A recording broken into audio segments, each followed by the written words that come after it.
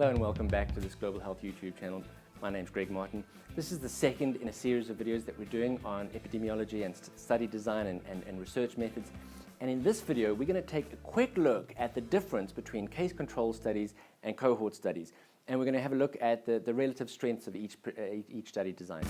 Let's start with case control studies. Now, to do a case control study, where you start is with a group of cases. So people that have a particular condition, they've got a disease. And it's a great study if it's a rare condition or rare disease, right? So you find people that have a disease. Let's say, for example, we found a group of people who, at the age of 21, suddenly find their hair goes green. So we collect those people in a group. We create an analogous group, right? People that don't have that condition but are in every other way similar to the first group, right? Then we look back in time, we look retrospectively at their respective histories and try and identify exposures that may have, and we can look at multiple exposures, that may have led to the condition, in this case, of green hair. And then we compare these two groups, the people with green hair and the people without green hair, and we try to determine if there is a difference in the extent to which they were exposed to the group of exposures that we're interested in. Okay, so to summarize your case control study, you've got a group of cases and controls. You're looking back in time, so it's retrospective. You can use rare outcomes, right? So you're looking at an outcome and then looking backwards. That's important because when we talk about cohort studies, it's the opposite way around. So you're looking at rare outcomes, you're looking backwards in time, so it's retrospective. You're talking about looking at multiple exposures. Now, importantly, you can do it fast, right? Because you can do the study right now. You can get data today on what happened in yesteryear, and it's cheap, right? Doesn't cost much money to do. Interestingly, or importantly, the evidence that you get from a case control study is not considered to be strong evidence. Okay, now let's talk about cohort studies, right? And I want you to understand the difference between these two studies. Now, remember when we talked about a case control study, we started with outcomes of interest, sometimes a rare outcome, and we look back in time at multiple exposures. A cohort study is exactly the opposite.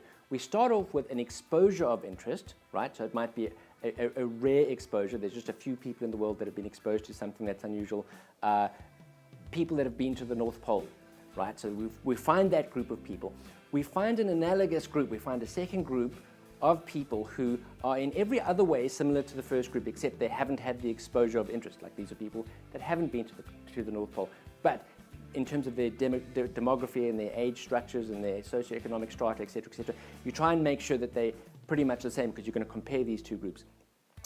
Now, you look forwards in time and you follow this group up, right? You follow the cohort up over time to see what outcomes emerge over time as a result of that exposure, right? So just to summarize, we're talking about a prospective study. You're looking at rare exposures. You can examine them for multiple outcomes.